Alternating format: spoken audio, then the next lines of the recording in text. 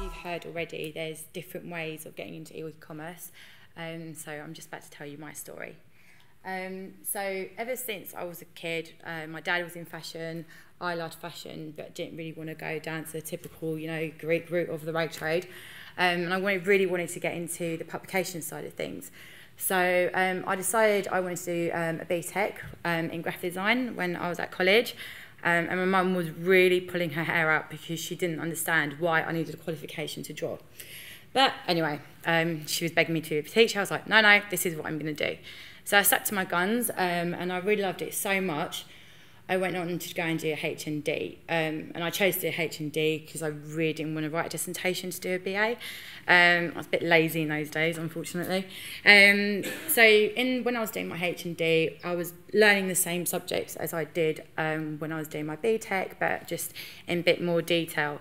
And the reason why I put my HND there is because even though it was like between 98 and 2000, there was nothing digital at all in my course until about second year in, where we started to learn about digital photography, and I absolutely loved it. I was like, it just blew my mind, and I was quite easily impressed in those days. Anyway, so I went on, loved it so much to do my BA, and I thought, yeah, do you know what, I'm going to do a dissertation, doesn't matter. And literally within 6 months of doing my course, I started to design for this thing called the internet. Didn't know what it was, hardly anyone knew what it was, but I was designing for this browser called Netscape. I don't know if anyone had heard of it, but yeah, just goes to show my age. So that's what I studied back then, and they pretty much had nothing to do with e-commerce as we know it today. But what I did learn there has helped me in some aspects in my career later on. So once I finished uni, I had my first freak out. I was like, oh no, what have I done? Is this the right course? I had quite a lot of personal stuff going on, and I thought, you know what, I just need some time out. So I just went off and travelled. Travelled so far as Greece and Spain, but to me, still travelling. So when I came back, I joined a company called Vibrant Studios. And looking back on it, it was kind of like an e-commerce agency there back then. Vibrant Studios was like the baby company of a bigger company called PC Angels, who specialise in EPOS systems for physical stores. And as soon as I joined, everyone wanted an e-commerce system. Everyone wanted a transactional website. It's all about transactioning online. And because it was such a small company, I was like one of the directors. There was about 3 of us. But I was literally doing everything. Sales, I don't know how to sell, but I was doing it. Project managing, I was web designing, but back in those days, being a web designer meant you were actually developing as well. I was marketing, doing the merchandising with the products, literally, you name it, I was doing it, even making the teas and coffees and sandwiches, but, kind of loved it. So after 3 years of being there, I had my second freak out. I was like, I'm too young for this, like it's too much pressure. I really want some experience from, an e-commerce company, an established e-commerce company at that. So don't get me wrong, what we were doing with our clients was good. We weren't just winging it, they were actually getting good results, but 90% of the time we were winging it. So I thought, right, no, it pains me as much, but I just need to go somewhere else. So in 2006, an opportunity came up to join Net-a-Porter as a web producer, and that job entailed just maintaining, creating the content on the site. And when I joined, there was only 20 people in tech, and that was the team I was going into, and there was 2 people in web production. Now there's over 200 people in IT, I think, and there's 3,000 people in the company globally. And I remember going for my job interview and I was thinking, God, Net-a-Porter, I know that. And where do I know that from? And I remember looking at it when I was at uni and back in 2000 thinking, God, no one's going to buy like £400 shoes. I mean, what kind of people, has that sort of money? But, how wrong I was. I haven't became one of those people. But anyway. So, anyway, as I first started out, again, I didn't study web development. I didn't study e-commerce.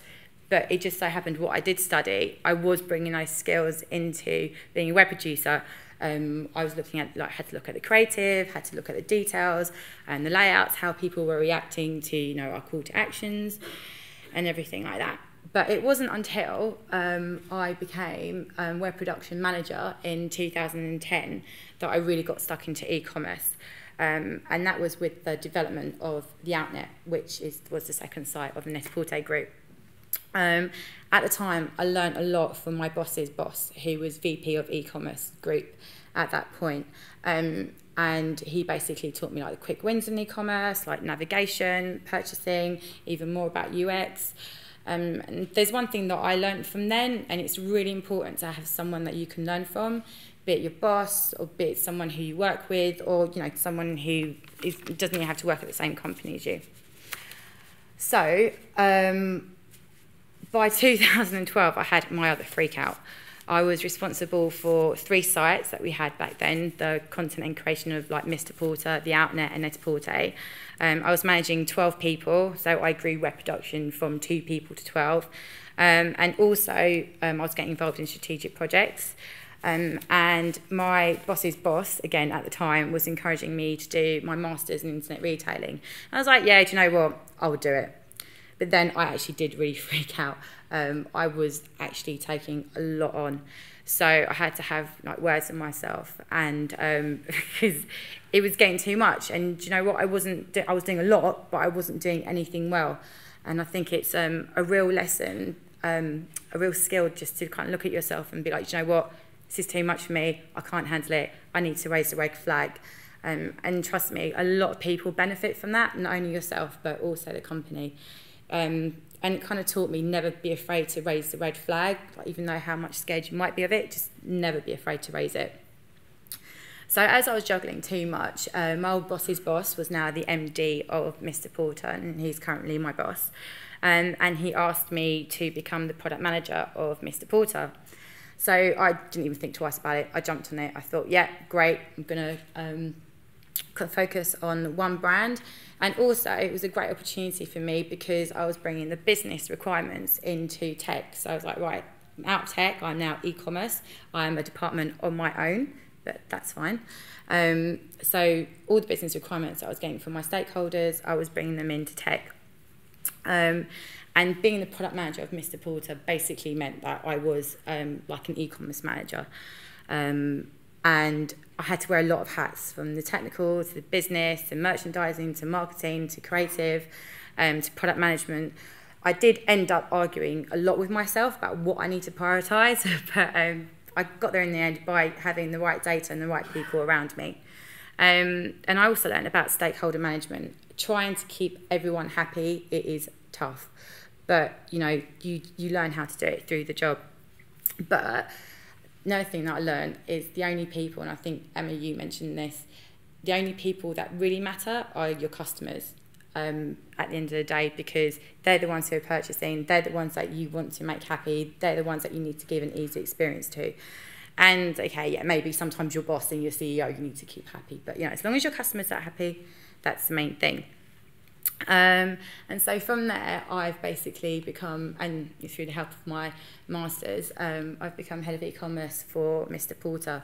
So I'm basically doing what I was doing before, but now I'm also managing upwards to my exec team. I'm part of the senior management team, and I don't have any direct reports. I don't manage people, but I do have a lot of dotted lines and a lot of virtual teams. So I am basically the key stakeholder within the tech stream. And therefore I have to be the main influencer of tech and what I need to get other people to do as well. So that's basically how my qualifications and how I got to where I am today. But along my path at Net-a-Porter, I have acquired quite a few skills. So when I first started, so now I'm basically able to manage upwards, give advice to the exec team when they come up with some crazy ideas and like, no, can't be doing that just yet, or like we can, but maybe in the future. Yep, nip it in the bag, it's in the backlog. And to my peers of other departments, I basically run the management of the Miss Support shop floor, so the execs can get on with whatever they need to, crazy ideas that need to come up next. But most importantly, that my MD and my key stakeholders, they trust that whatever I'm prioritising is right for the business and is also right for our customers.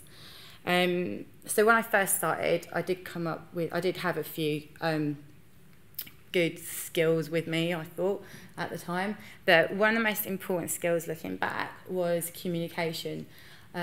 Apparently, when I first joined Net-a-Porter, no one from tech actually spoke to creative.